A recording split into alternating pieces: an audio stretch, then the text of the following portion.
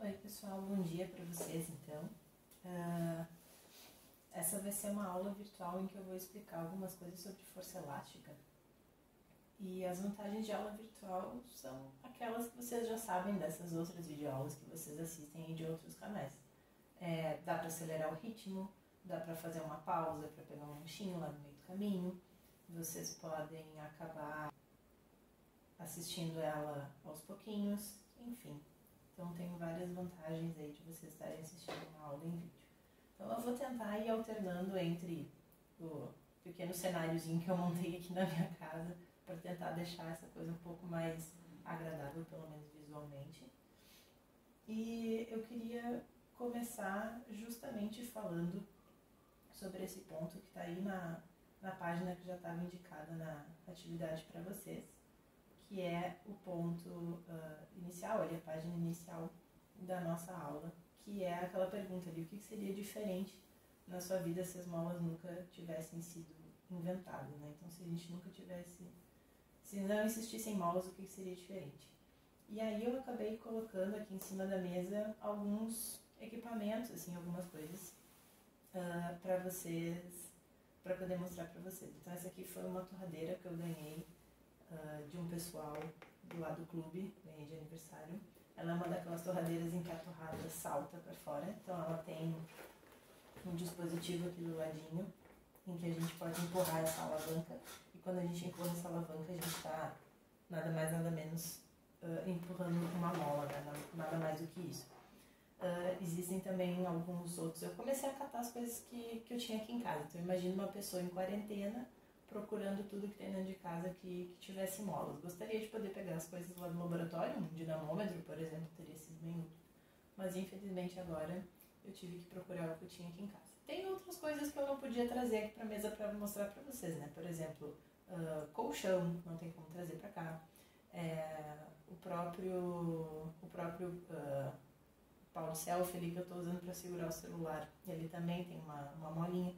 Tem o espiral da apostila, também funciona como mola. O dispenser do detergente também vai funcionar como uma mola. Então, tudo isso. O que eu trouxe aqui para vocês? Então, esse aqui é um lockzinho que eu trouxe lá da época do Canadá, que ele tem uma molinha ali embaixo, para esse alce ficar sacudindo. Isso aqui é um elástico que inclusive veio parar em cima da mesa enquanto eu estava tentando montar a minha estrutura de videoaula. E também tem essas canetinhas aqui, então essas canetas, a ponta acaba ficando para fora justamente porque a gente está considerando que ela está sendo empurrada por uma mola lá dentro. Quem já teve a oportunidade de desmanchar uma dessas aqui sabe do que eu estou falando. E esses aqui usam um determinado tipo de mola, que é aquela mola que a gente está mais acostumado a mexer. Aqui eu também peguei um prendedor de roupa, uma piranha, enfim. Faço esse convite para vocês, já que estão de quarentena também, para explorar as coisas que tem aí na casa de vocês. Poderiam ser úteis. Poderiam ser úteis não, poderiam ter mola, né? E aí na apostila também tem alguns outros exemplos. Então a minha própria torradeira aparece ali de novo, né?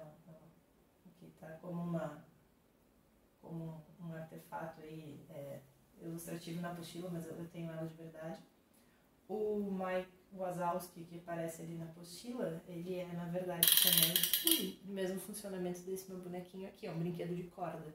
Então, os brinquedos de corda, eles também têm molas, a gente acaba enrolando dando corda no brinquedo, e aí aquela mola fica tensionada ali dentro, e quando a gente deixa ela se liberar de novo, ele acaba gerando o movimento do brinquedo. Certo? Aqui está o meu gancho sim. Meu primo trouxe isso aqui numa viagem, uma vez no intercâmbio da escola, e disse que ele achava minha cara. Não sei exatamente o que ele pensou, né? Pensando que é minha cara.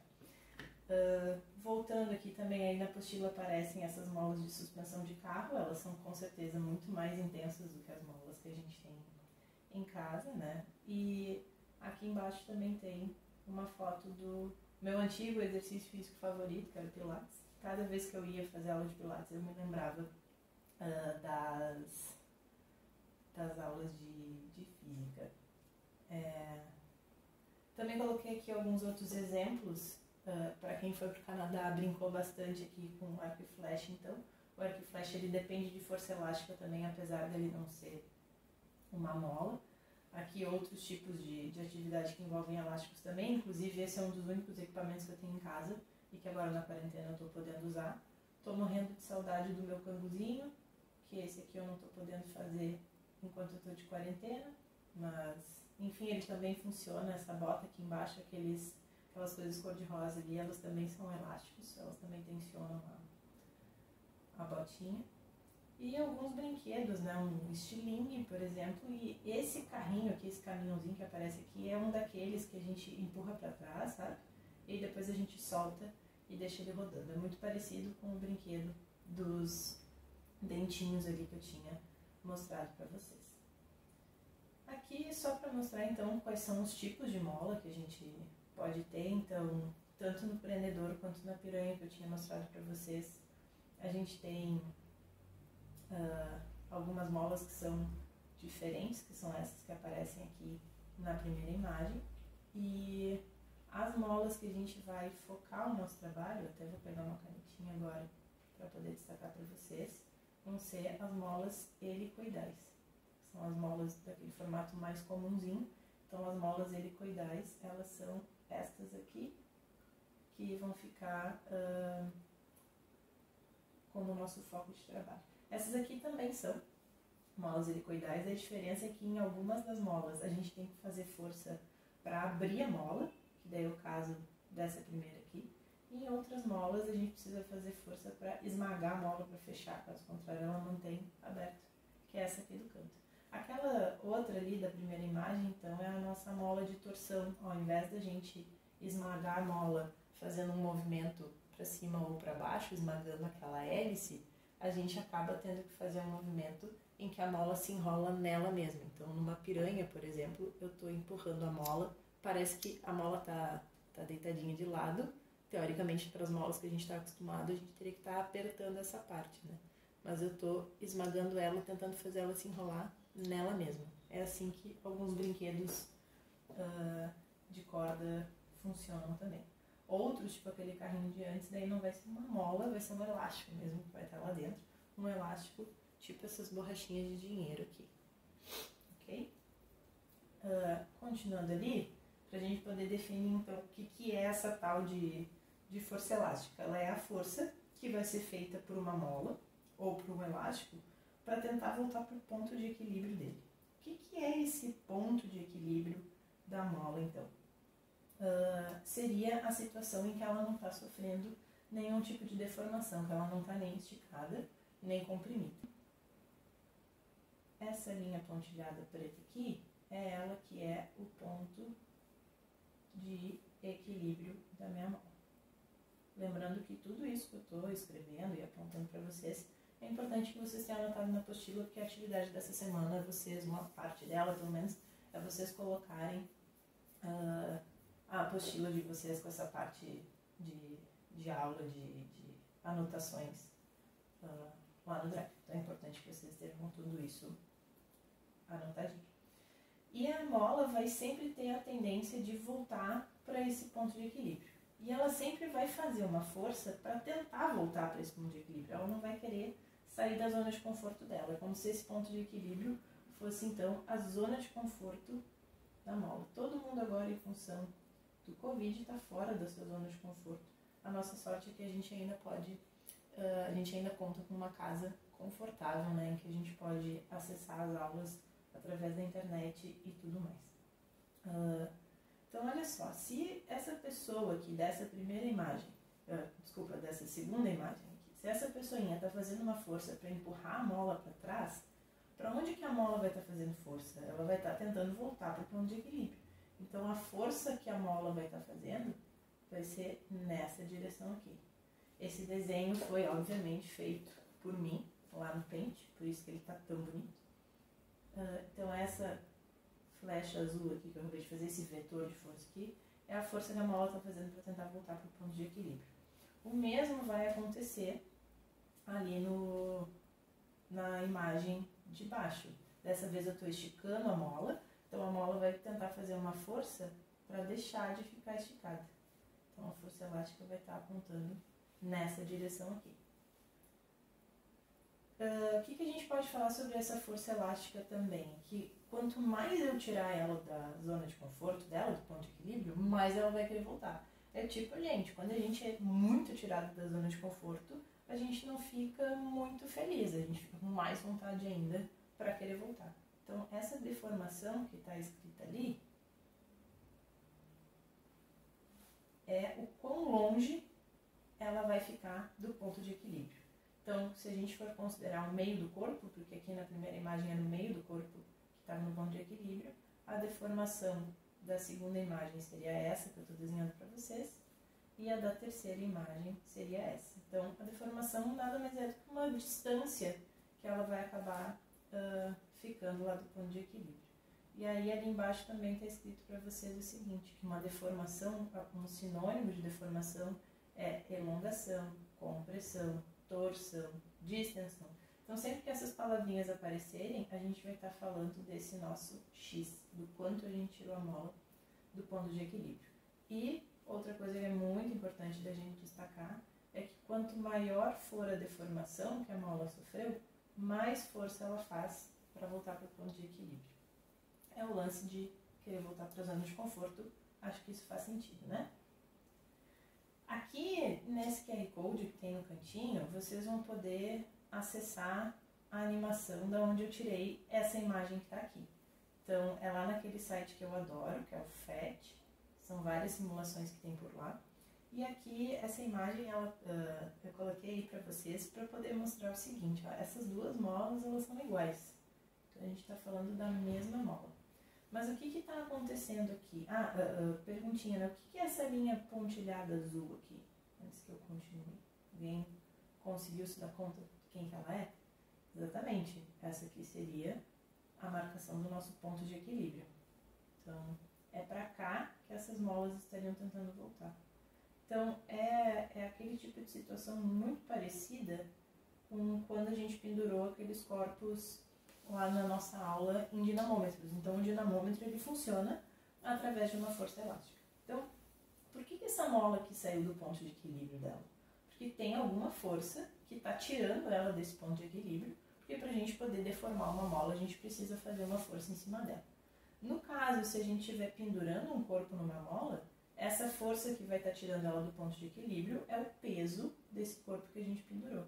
Então, lembra lá que eu falei que precisava saber exatamente direitinho sobre força-peso, porque ia ser necessário e tudo mais, está aqui já aparecendo a relação da força-peso com as demais forças que a gente vai trabalhar. Então, essa força-peso aqui está gerando um deslocamento ali da mola em relação ao ponto de equilíbrio. Só que essa força-peso do corpo de 100 gramas é uma força-peso menor do que a realizada pelo corpo de 250 gramas. Porque 250 gramas, por ter uma massa maior, vai acabar tendo um peso maior. Então, o que a gente também deve se dar conta? Que quanto mais força eu estou fazendo ali para tirar ela do ponto de equilíbrio, maior é a deformação dela também. Então, aqui eu tenho uma deformação pequena, mas aqui do outro lado eu vou ter uma deformação grande. O mais importante da gente se dar conta é que essas molas aqui, elas estão paradas. E a gente sabe que para uma coisa estar parada, a gente precisa ter uma força resultante igual a zero. Então, a força peso que está deslocando a mola do seu lugar, ela está se equiparando com a força que a mola está fazendo. A força não vai fazer mais mola, a mola não vai fazer mais força do que ela precisa para voltar para o seu ponto de equilíbrio. Ela vai acabar fazendo uma força igual àquela que está tentando tirar ela do lugar. Então, nesse caso aqui, eu vou ter uma força elástica relativamente pequena, a mola não está tão aflita para voltar para o ponto de equilíbrio, porque ela não foi retirada tanto assim, mas na segunda situação, eu vou ter uma força elástica maior, porque aqui sim a minha deformação foi grande, e aí a mola vai estar querendo voltar com mais vontade. O que eu quero que vocês anotem aqui no cantinho, isso aqui vai ser bem importante, tanto que eu vou fazer num formato de coração para a gente lembrar. Quando a gente tem essa situação aqui, que a gente tem um corpo pendurado na mola, que que é a situação que está aí na imagem, a força elástica vai ser igual ao peso que a gente pendurou. E aí se preparem, porque agora vai ficar muito bonito isso aqui. Vou fazer um coração gigantesco. Ai, que lindo, olha aí, tá?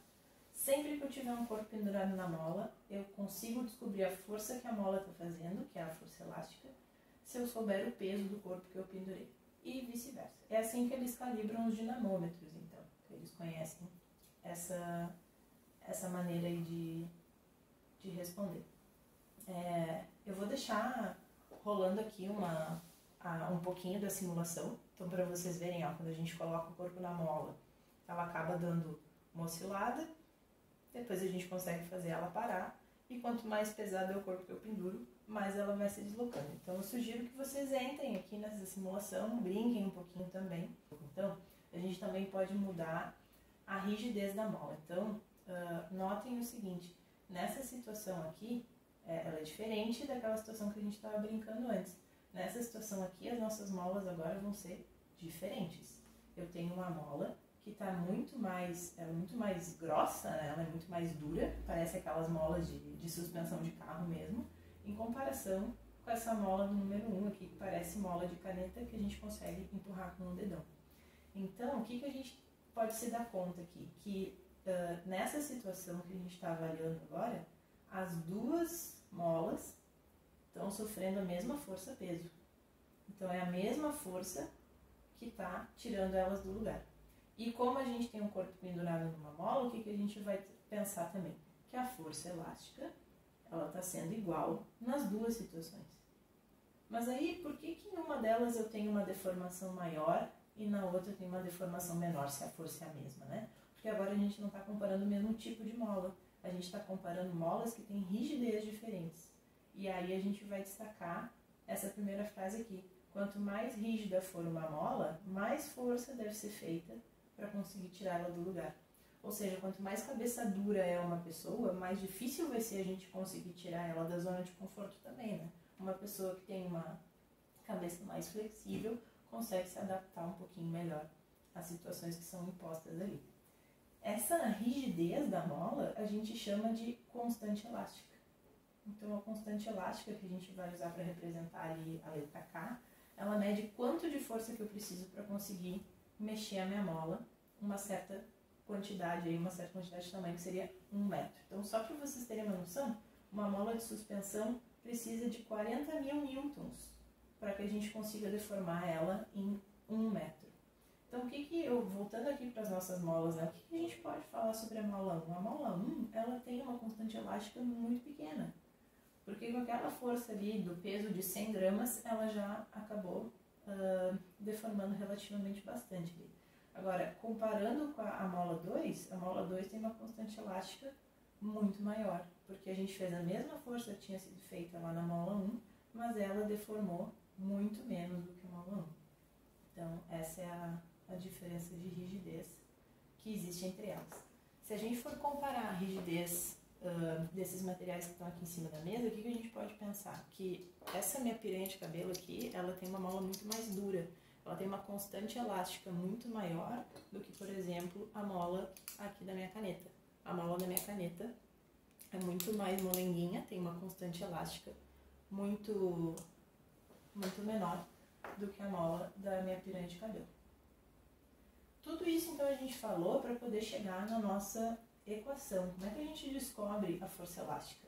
A gente viu que a força elástica depende do quão rígida, do quão dura a mola é, e depende também do quanto a gente tira a mola do ponto de equilíbrio dela. Então fica essa expressão aqui, que é uma expressão que a gente chama de lei de Hooke. Então a lei de Hooke tem esse nome porque foi o Hooke, não o Hulk verde, né, gente? O Hooke, o cientista mesmo. Foi ele que conseguiu chegar nessa relação entre a rigidez de um corpo elástico e o quanto a gente tirava ele do ponto de equilíbrio. Então a gente vai fazer o que a gente sempre faz, né? A gente vai colocar o que é o nome de cada parte da equação. Então, força elástica. Aqui, K e o X. Sendo que Esse fel significa força elástica. Como toda força, ela é medida em newtons.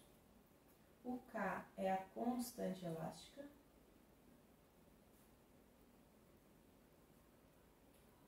Que nos diz quantos newtons eu preciso para deformar 1 metro. Então, é newtons por metro. E aqui é a nossa deformação, que vai ser medida em metros. As pessoas às vezes confundem, mas Sora, quem que é o K, quem que é o X, né? Daí eu proponho a seguinte brincadeira, assim. Constante elástica, eu posso escrever com K, né? Constante elástica, assim. E a deformação, a gente pode escrever deformação.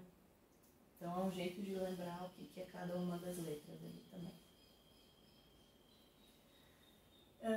E aí, por que, por exemplo, lá numa cama elástica, a gente não tinha falado de cama elástica até agora, né? Por que a gente consegue fazer, por que os corpos se movem quando a gente acaba usando uma mola? Porque a gente tira a mola do ponto de equilíbrio dela e aí, por consequência, o que começa a acontecer? Ela começa a fazer uma força. E aí, se ela está fazendo força sozinha, se não tem lá, por exemplo, os meus dedos para segurarem o bichinho que bate os dentes para que ele não consiga bater os dentes, essa força vai estar sozinha, a gente vai ter uma força resultante. E a gente viu lá pela segunda lei de Newton que se eu tenho uma força resultante, significa que eu tenho também uma aceleração. E é justamente a aceleração que vai fazer a velocidade do objeto se modificar. Então, se eu tiver uma força resultante, o objeto vai começar a mudar a sua velocidade. Então, se ele estava parado, ele vai começar a se mexer, muito provavelmente. Que nem acontece lá naqueles carrinhos de fricção, ou no caso aqui do meu doguinho pulando na cama elástica também. Por último, eu deixei então um exercício para a gente trabalhar agora, botar um pouquinho a mão na massa em relação ao que a gente acabou de ver. Então, vamos ver o seguinte, a gente tem um corpo que tem uma massa de 100 gramas, que está pendurado numa mola, e ele está deformando essa mola até que o sistema entre em equilíbrio. Então, o que significa sistema entrar em equilíbrio? Significa que a força que a mola vai fazer vai ser igual ao peso. A mola não vai ficar sacudindo para cima e para baixo, ela vai ficar paradinha ali. O que a gente tem que cuidar, né? 100 gramas é um valor de massa que a gente não pode usar, porque a gente usa massa sempre em quilogramas. Então, a gente já vai escrever aqui que essa massa, na verdade, vale 0,1 quilogramas, para a gente poder fazer a nossa conta sem grandes preocupações. Aí vamos responder aqui o que ele está nos pedindo. Qual é a força que está deformando a mola? A força que está fazendo a mola sair do ponto de equilíbrio dela é aquela força que está puxando ela para baixo aqui, que é a força peso. Então a gente já vai responder aqui que a força que deforma a mola é a força peso. E quanto que está valendo essa força peso? Ela é a massa vezes a gravidade. Então, ela é uma força que vale 1 newton. Essa é a força que está deformando a mola. Que força a mola está fazendo sobre o corpo? Bom, o nome dessa força é força elástica. Certo? Que é a força que uma mola faz, é uma força elástica. E já que a força elástica, quando a gente pendura corpos numa mola, é igual ao peso, a gente sabe que essa força elástica vale 1 newton também. Ela está equilibrando. Às vezes a caneta dá uma folhadinha, mas a gente vai lá, ainda bem que inventaram borracha com isso aqui também. Letra C. Qual foi a deformação sofrida pela mola? Bom, a deformação a gente vai olhar por essa régua que está aqui do ladinho. Então, o ponto de equilíbrio era 30 e a mola desceu até em torno ali de 55. A gente pode pensar, porque esse ponto de equilíbrio pega esse finalzinho aqui da mola. Então, se foi de 30 até quase 55, essa deformação aqui foi de 25 centímetros. Então, a gente vai dizer que o nosso X, que é a deformação, valeu 25 centímetros. Agora ele pergunta pra gente ali, quanto que vale a constante elástica dessa mola? Para a gente conseguir encontrar a constante elástica, a gente vai ter que agora usar a lei de Hooke. Então, a gente vai ter que lembrar que a força elástica é igual a constante elástica vezes a deformação. E aí a gente consegue fazer essa continha aqui, porque a gente conhece a força elástica, ela vale 1 newton, e a gente conhece a deformação também. Só cuidado, Isso aqui é uma anotação que vocês precisam fazer, tá? A gente sempre vai usar a deformação em metros, não em centímetros. Mas é muito comum que se passe em centímetros. Que seja dado o valor para vocês em centímetros. Então, o que vocês vão ter que cuidar? Quando essa deformação for dada em centímetros, então o que vocês têm que cuidar? Quando vocês quiserem passar de centímetro para metro, vocês têm que dividir esse valor por 100. Então, para poder fazer a conta, eu não vou poder usar 25 centímetros. Eu vou ter que considerar que essa distância aqui, na verdade, está valendo 0,25 metros, porque senão a minha conta não dá certo. Vamos continuar ali então naquela parte laranjinha. Eu sei que a minha força elástica vale 1, eu quero saber quanto que vale a constante e a minha deformação é 0,25.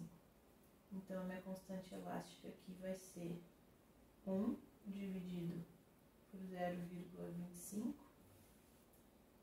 que vai dar 4. Então vai ser 4 newtons por metro. Essa aqui é a resposta ali do item D, quanto que vale a constante elástica dessa mola. Últimas questões ali. O que aconteceria com a deformação da mola se você pendurasse um corpo 2 vezes mais massivo? Essas aqui dá para até fazer olhando lá na simulação depois, hein? Depois vocês podem ir lá na simulação e dar uma verificada nessas. Se eu colocar um corpo 2 vezes mais massivo, eu vou aumentar em 2 vezes a força elástica. E aí, se eu fizer 2 vezes mais força, eu vou conseguir uma deformação 2 vezes maior também. Porque eu vou estar tirando ela da zona de conforto, do ponto de equilíbrio, com 2 vezes mais intensidade. Então, a deformação vai ficar 2 vezes maior. Se eu levasse esse sistema para a Lua, o que ia acontecer? Lá na Lua, o peso dessa massa de 100 gramas ia ficar menor, porque a gravidade seria menor. Logo, eu teria menos força elástica, minha força elástica cairia também. E aí, o que a gente poderia dizer? Que a mola iria deformar menos. Então, deixa eu escrever aqui de um outro jeito. A gente pode dizer que a mola vai ter um X, uma deformação menor, porque essa força elástica vai ser menor também. Agora, se vocês forem lembrar lá das questões que a gente fez na lista de exercícios, vocês vão lembrar que a gente calculou que a gravidade de Júpiter era 25 metros por segundo ao quadrado. Então, se eu levar essa mola para Júpiter, que nem ele está pedindo para fazer na letra G, esse peso vai ficar muito maior. E aí, se o peso fica muito maior, a força elástica também vai acabar aumentando. E se a força elástica aumentar, significa que eu vou deformar mais. Então, eu vou ter uma deformação maior nessa mola se eu levar ela para Júpiter. Pessoal, falar sobre força elástica é algo tranquilo, relativamente tranquilo. Elásticos e molas são coisas que estão presentes na nossa vida, né? Como vocês podem ver aqui com os bonequinhos que eu trouxe. Vou agradecer pela paciência de vocês por terem me escutado. Se tiverem alguma dúvida em relação a alguma coisa de explicação da aula, também deixem ali nos comentários, que em seguida, quando eu puder acessar no horário da nossa aula, eu respondo para vocês. Tá bom? Muito obrigado. Abraços somente virtuais para vocês. Se cuidem, por favor. E lembrem de ficar em casa. Beijinhos.